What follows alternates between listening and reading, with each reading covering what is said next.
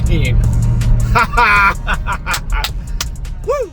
In the last video on my Terminator swapped 2004 Marauder, we finally started tackling the cosmetics of this car that sat outside for 8 years next to a concrete plant. I certainly had my work cut out for me, and we were able to revive most of the panels on this car, but unfortunately we ran into some problems with the clear coat on the roof, the deck lid, and I even managed to burn through the paint on the passenger rear door. But instead of jumping right into paintwork to refinish those panels that need refinishing, we're actually gonna go back and shift gears back to mechanical work on this thing because I have a dyno appointment in 2 days that we need to get ready for. We brought this car to the dyno once already. Everything was going pretty good, and then there was some questions as to whether this car had the appropriate amount of oil pressure, so we played it safe. We pulled the car off the dyno. I changed the oil, it looked absolutely perfect. So I then proceeded to put like 50 or 60 more miles on the car, and it's been absolutely fine. Oil pressure's been fine, it drives great. So now we're ready to go back to the dyno and actually make some pulls, fully tune this thing, and get it ready to do some big 4-door Panther burnouts. That's the goal by the end of this video. That would be awesome. But there's a couple things we gotta do to get ready for that, so we're gonna jump right into it in this video. First one is right up here, and I already got started on it. While the car was in the air, on the quick jacks for the paint correction, a couple of you commented on this, and I really didn't think that it was gonna be a problem, and realistically, it might not have been. The oil filter where I relocated it on this thing was gonna be too low. I built this little mount for it right here in an earlier video, and it was basically hanging down a little bit lower than this bar right here, and I didn't think it was gonna be a problem. And for the record, I'm still really not worried that I would have hit something with it. But when I went to put the bumper back on, including this little splash tray here, it didn't really fit, so I just removed it for that video. But I obviously want the original splash trays to fit here, so we've got to come up with a way to get the oil filter back, you know, up somewhere else, which there's plenty of other options, so I'm not too worried about that. Unfortunately, I think that means I need to remake these Dash 10 AN lines. So I've got some new Dash 10 AN line ready to go. Got to come up with a bracket. I already removed the oil filter, kind of got started without you guys, my apologies. The other thing is back here, if you guys remember when I first got these new bare drilled and slotted rotors on, we had this caliper seize up to the point that it almost caught on fire.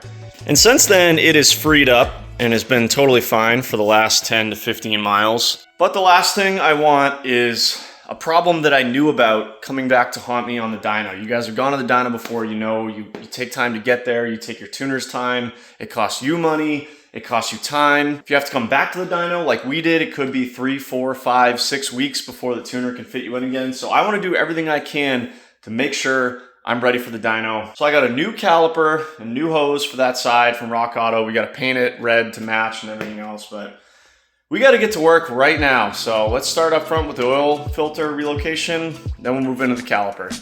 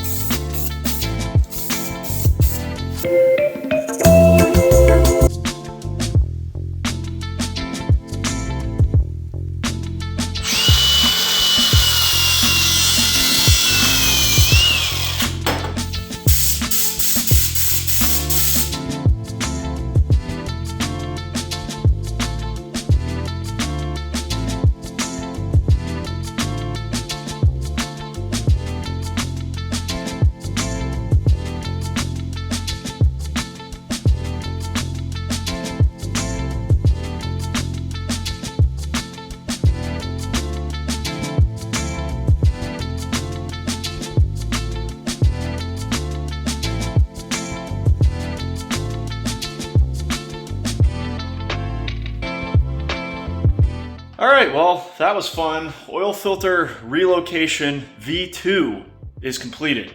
And it took a lot longer than expected, but I mean, pretty straightforward, I suppose. Got the filter mounted up with a scrap piece of angle iron over there, just mounted to the front crash bar. We are now miles above the front bumper, so should easily be able to fit this piece right here. 2 new lines made, got the AN separator there, hooked in here, keeps it off the sway bar. This is where you run into most of the trouble. There is just no room to get a wrench or a light or anything on those AN fittings there. I had to sacrifice this wrench. Well, actually, I'd already cut this end off for the C6 when I was trying to tighten that oil drain fitting. But I had to grind this wrench down to basically nothing. So this is basically an AN wrench now, just to get it to fit between the AN line, or the AN fitting, and that power steering pump right there. Zero clearance. Then I got the oil sender back on, which you had to remove also to get clearance, to get those things off. Everything's tightened back up, hopefully leak-free. And now we don't have a super low front bumper and should be able to get those lower splash shields on. So the question is, A, will this thing start? Because it has a horrible cold start problem right now. This was not an issue until fall moved in and the temperature dipped below like 70 degrees. But this thing just runs pig rich for the first like 15 seconds, 30 seconds of cold start. And you need to give it throttle in order to keep it running.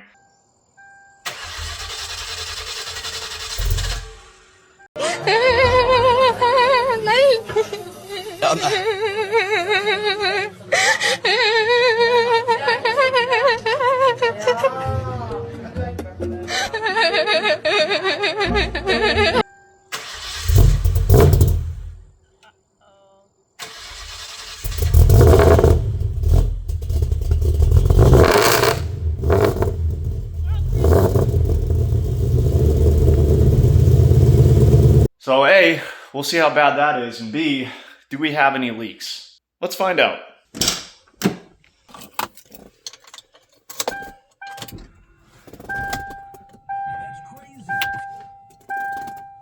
Keep an eye on that oil pressure gauge.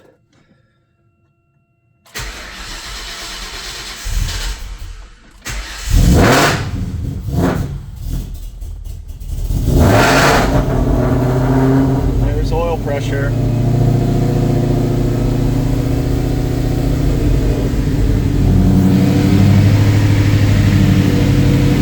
See, dead rich.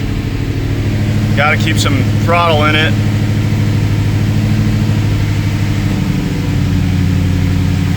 We'll slowly let off.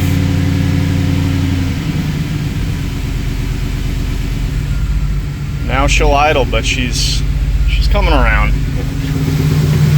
Definitely got to sort that cold start out. Anyways, let's see, we got leaks. Nothing horrendous yet.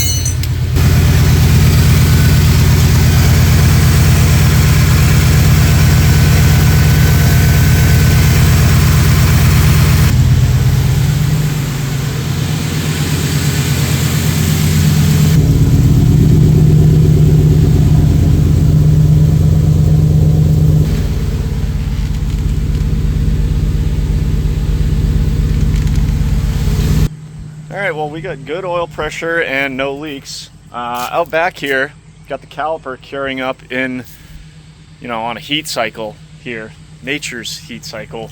Trying to rush it last night, and what happens when you rush paintwork? Had a reaction with the base coat and the clear coat, because neither of them were dry, or the base coat was definitely not dry. And you guys saw the result. It basically washed off the base coat. So let that dry overnight, then redid it today. Gonna let it cure up in the sun, then we can get that new caliper and the new line on. Now right here, this is the driver's side. We're just gonna replace this one for now, but I got a passenger side one too, just in case. Here's the old one, got off. Like I said, this ended up starting to work, but so we'll save it for now, but good peace of mind while we're on the dyno. All right, well, let's keep the dyno prep going.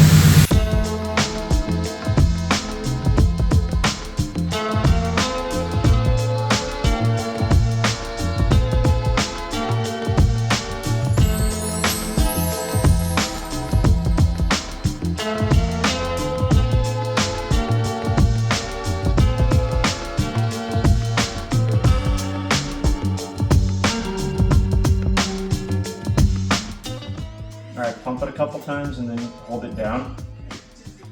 There we go. Yeah. Holding it down. Yeah, but it's gonna go all the way. All right, go back up. All right, how's that pedal feel?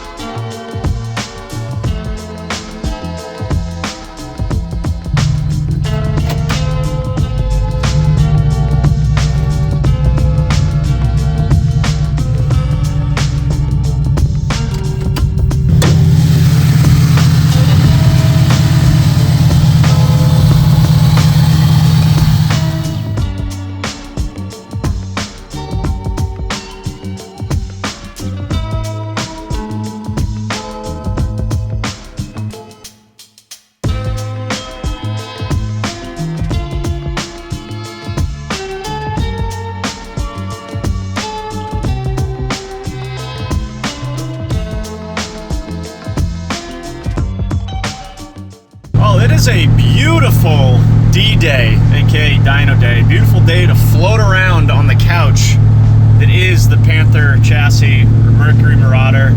I'm just straight chilling right now. These cars are very comfortable. You guys, you Panther guys were not wrong. These things are cozy. Anyways, got the car back on the ground, quickly wiped it down so that it's not embarrassing to be on the dyno. Got all those air dams that have been in the trunk for the past 9-10 months on the front of the car, including this little scoop thing that I think is designed to scoop air up into the radiator. Oil filter relocation V2 appears good, no leaks. Got some fresh fuel, fresh 93 octane in the car for the dyno.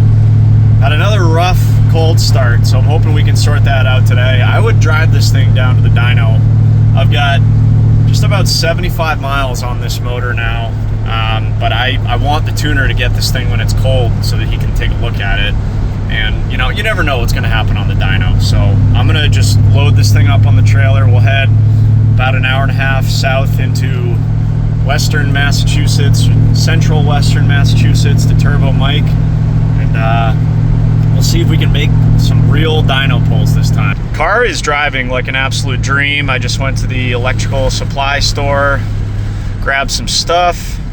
Watch out for pedestrians here. Cute little dog. Oil pressure is great, has not changed a bit since basically we started this whole thing. Everything else is good, all vitals are good, no check engine lights, no issues, no nada. Brakes feel great, my wife helped me bleed those last night, got the new caliper on there, all painted up, good to go. I don't know, I think we're ready. We'll see. All right, let's get this thing loaded up. I'll see you guys down at the dyno. While we're getting the Marauder loaded up, I wanted to show you guys the newest investment I've made in my tow rig here, my 2018 F350, and that is a set of all-weather floor mats from 3W. There's a lot of floor mats out there. These are the only ones that are made with Vigor Mold technology that's going to resist everyday wear and tear, and no matter which way you bend or flex them, and maintain their shape and quality over time. The best part about these floor mats is how easy they are to clean. If you guys are looking for an all-weather floor mat, you obviously might be getting into your truck or your car with muddy boots or dirty sneakers or whatever it may be. You don't want that getting mashed into your carpet. This material, not only is it super durable, super easy to clean, just pop the floor mats out, run a hose over them, then wipe them down clean. Boom, looks brand new no matter how muddy or dirty you get them. Not only that, but they're super good looking in my opinion. There's a lot of floor mats out there that are just kind of boring. These ones have a ton of texture, a ton of peaks and valleys here, good grip. These mats are also custom made using a 3D body scanning technology to achieve a perfect fit with the curves of the interior. Plus, unlike some other floor liners, they don't smell like anything. There's no overbearing plastic smell or injection molded smell. They smell like absolutely nothing. Safe enough that I can let Tucker even have a treat off of them. He didn't even care, and Tucker's got a sensitive nose. So if you guys are looking for a durable, all-weather floor mat for your vehicle, be sure to check out 3W. They've got a fit for just about everything. So check out the link in the description. Pick up a set for your ride today.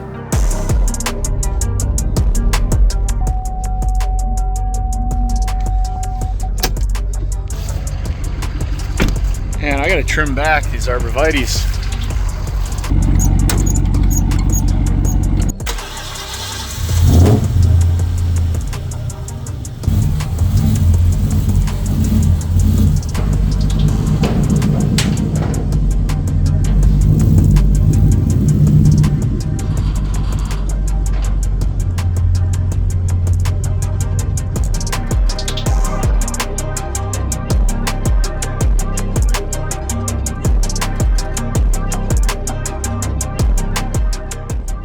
It's another day in Massachusetts.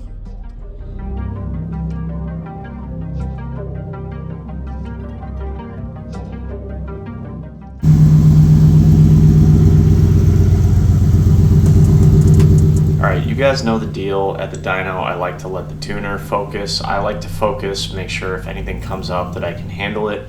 So I don't usually do a vlog style during the dyno, but just sit back, relax, enjoy the beautiful 4.6 liter Eaton supercharged sounds that this Marauder makes. I'll catch up with you in a bit.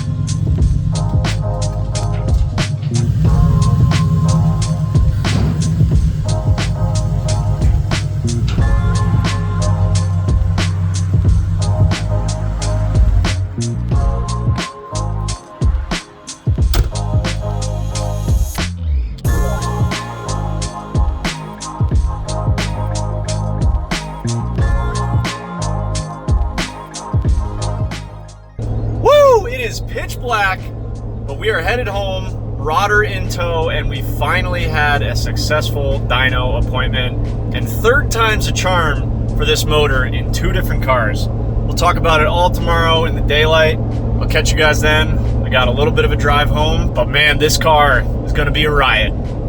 Catch you guys tomorrow.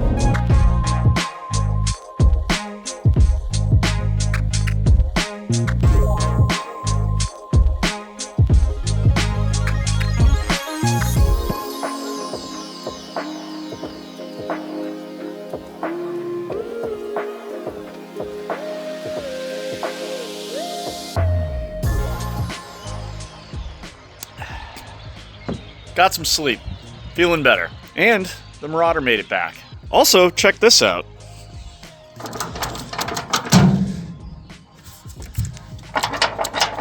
Friendly reminder, if you guys are trailering something, and I always do this, strap it down, drive it a mile or 2 down the road, stop at a gas station, get a drink or something, recheck your straps. 99% of the time, they're gonna be a little bit loose.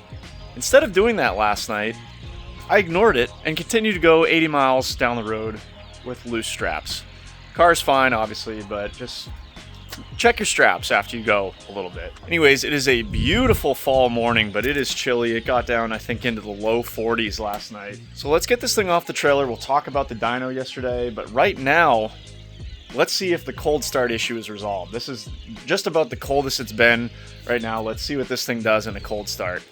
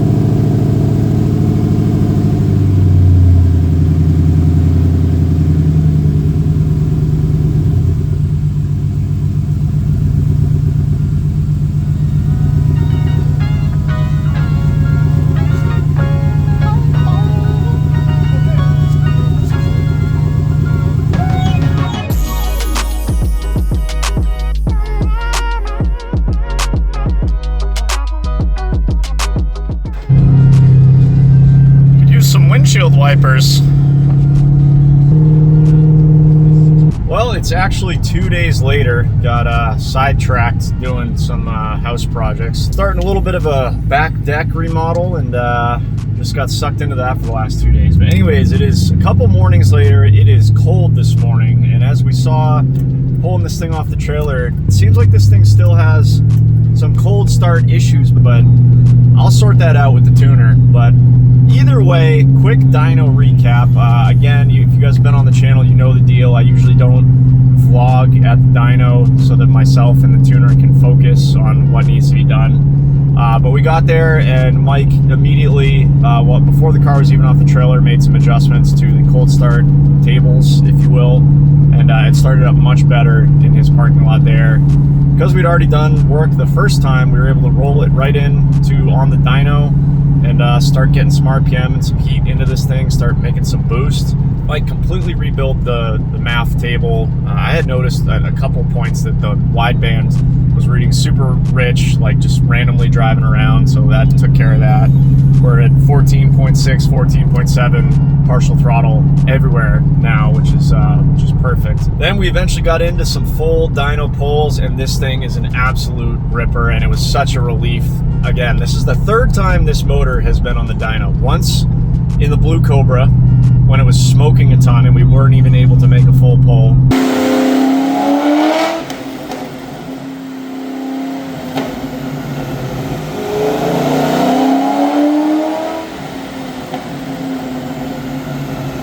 One time in the Marauder when we thought we might have an oil pressure issue, and then the other night. So 3 times, third time's a charm. This motor ran absolutely perfect. We spun it to, I think, 7,000 RPM on one pull.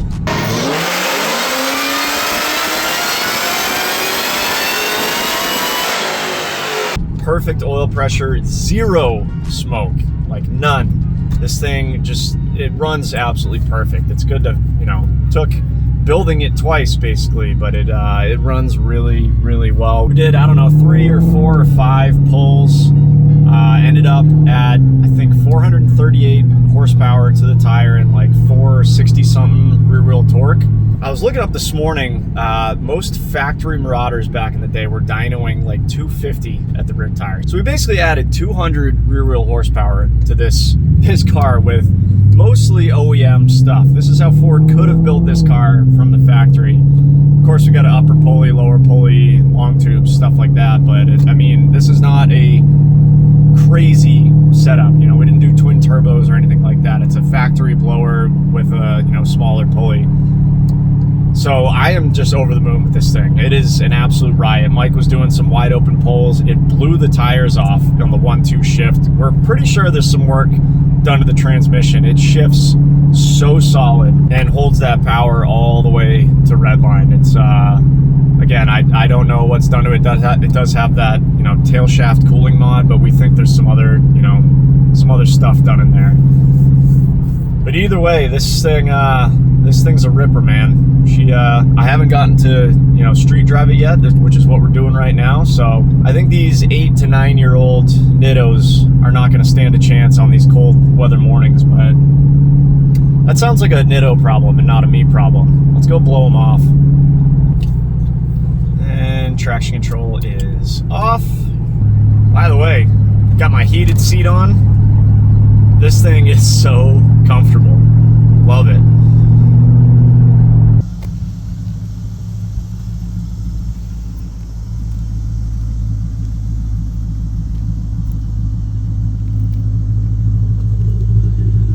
Nice open parking lot. Quiet Sunday morning. You guys thinking what I'm thinking?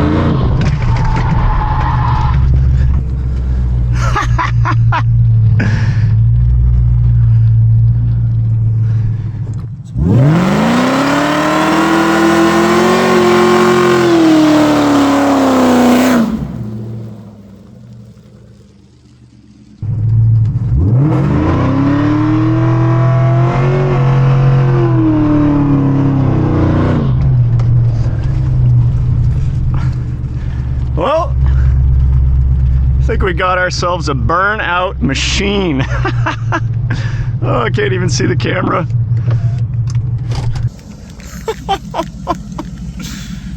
Oh, we should get out of here.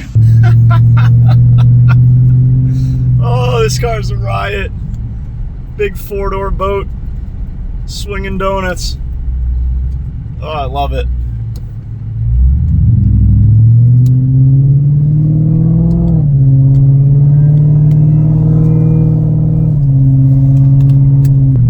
If we stab it from like 30, 35 here. Oh, whoa. I don't think you guys are gonna be able to see that in this camera, but we just painted an 11 on the road there. 35 roll in a 4-speed automatic car. This thing is a burnout machine. Woo! Check under the hood. Beautiful.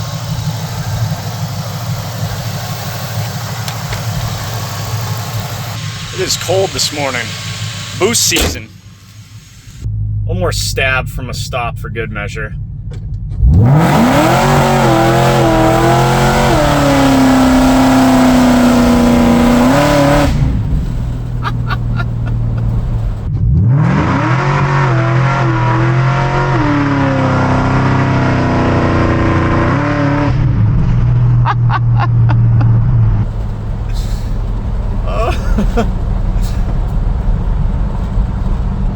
What a torque monster. I don't know if we're ever gonna know if this thing is fast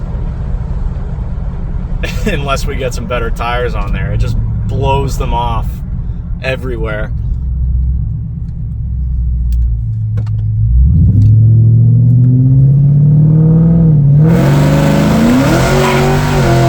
Woo-hoo-hoo-hoo!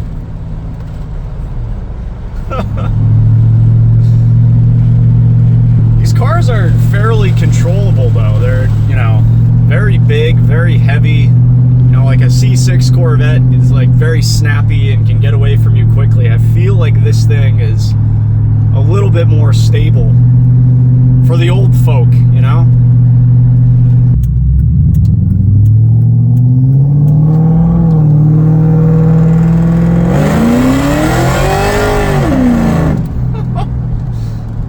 Sideways at 50. Can't wait to laugh at that skid mark every time I pass it now. I feel like we have a lot of these tires left. This might not be the last time we do some donuts and bagels and skids in the old Marauder here. This thing is a riot. Woo! Oh, lots of dollars, lots of late nights in the garage. But we finally found a good use for this cheap 4.6 modular 4-valve that I bought for the blue Cobra. What, almost 2 years ago now. I'm glad that I didn't just part it out. I almost parted that motor out and made some money, but I said, screw it, let's bring it to a machine shop and then find a worthy candidate to drop it into. And I think a 30,000 mile mint Marauder with some paint issues that we're gonna take care of is a perfect candidate. This is how this thing should have come from the factory, not an underpowered, lethargic, big old Panther. This is what should have happened. Also, Sullivan Co. hoodies, fleece-lined hoodies, perfect for these cold fall mornings. I got the long sleeve tees as well, in stock in every size on the website. Check them out.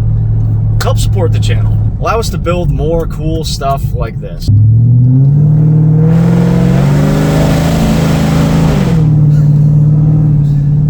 The only question that remains now is, do we change the exhaust a little bit? It's so quiet at idle, you know, just outside the car. You'd never expect that it does this. People from 7 miles away just heard that. It is wake the dead loud. It does drone a little bit in the cab. Do we put a little bit more aggressive mufflers on it, make it a little bit more grandpa-esque? Or do we just leave it rowdy AF how it is now?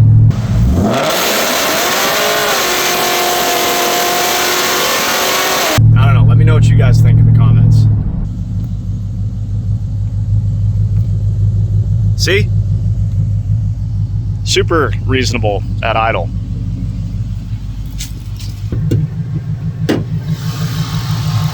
But then you rev it.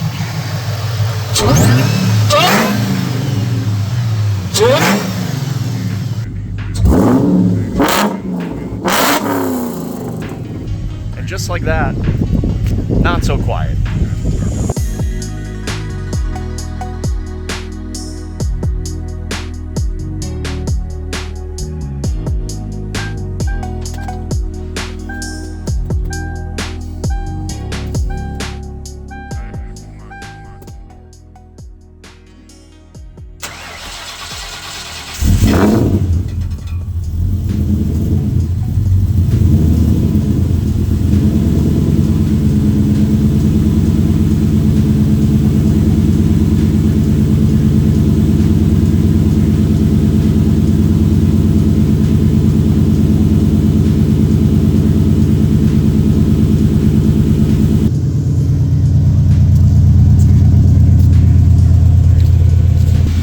Perfect cold start. Whatever that, I don't know what that clanking was. Maybe we got a heat shield or something rattling, but don't worry about that. She fired right up. No smoking, no sputtering, no nonsense. Wideband is already looking a lot better. Boom, dialed.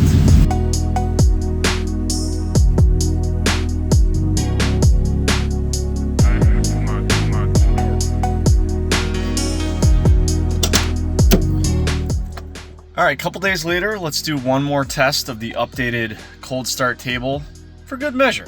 It is getting chilly here. It's probably miserable 45 degrees and raining out today.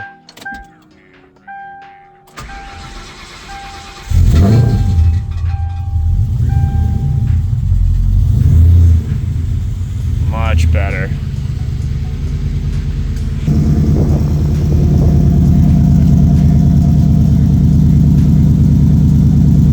Before, you would have literally had to throttle it like a quarter throttle and hold it there just to get it to start until all the fuel and everything cleared out and the smoke cleared away. I didn't touch the throttle there. And now it's cold start, so we're gonna start in the, high 11s, mid 12s, and then once it warms up a little bit and the O2 sensors heat up, we'll move into the 14 and then, mid 14s. So that is right where it should be. Gotta figure out what that clank is.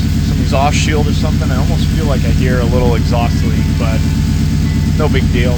So tune wise and mechanically, I think this thing is 100% right now, but let's go in the garage. I want to show you guys something.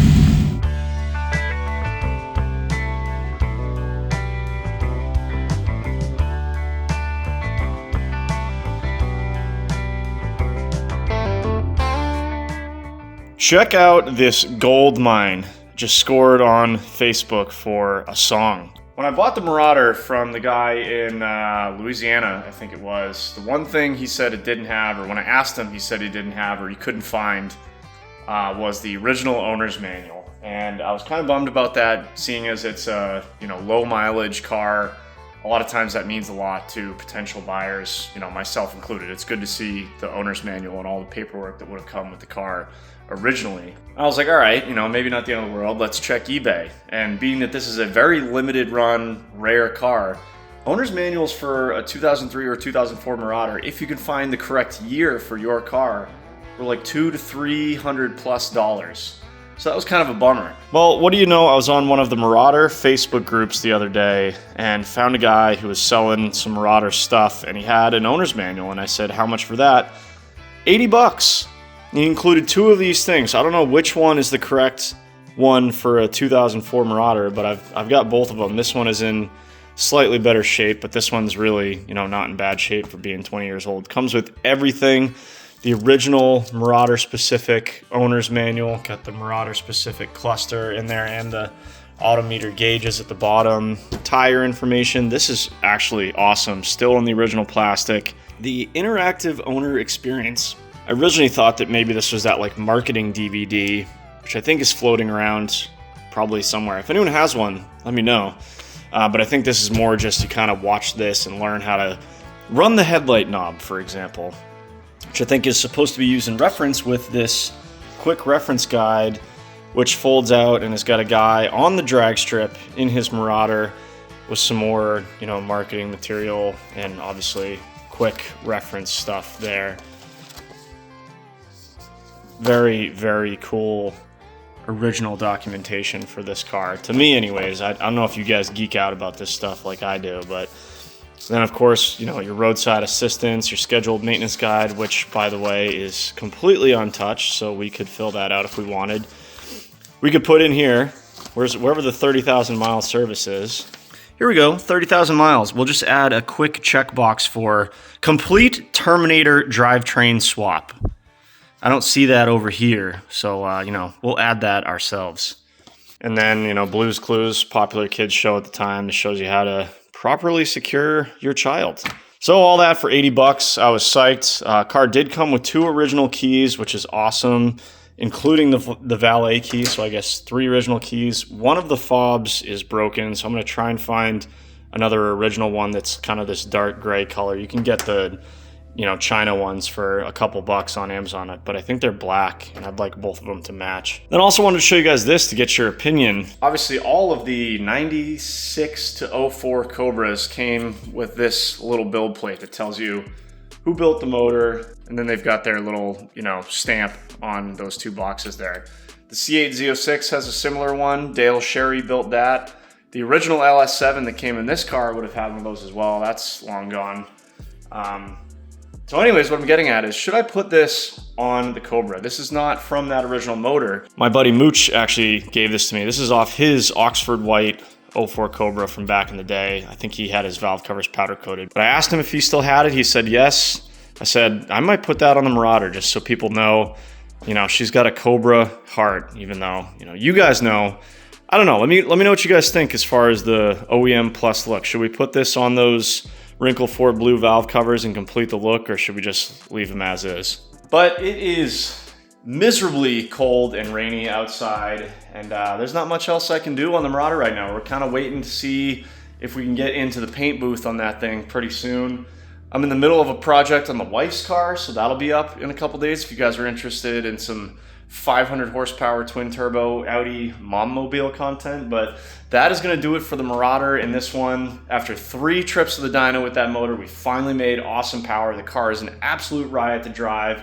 Seems like it's going to be fast if we can ever get it to hook up, and most importantly, it's fun. I had an absolute blast out there. All the late nights in the garage and taking a risk on buying a car sight unseen from Louisiana and putting a sick drivetrain in it are finally coming to fruition. Thank you guys as always for the support. I really hope you're liking the Marauder content. If you are, give the video a thumbs up. It helps the algorithm. Tell your friends, subscribe if you haven't already. I will catch you in the next one.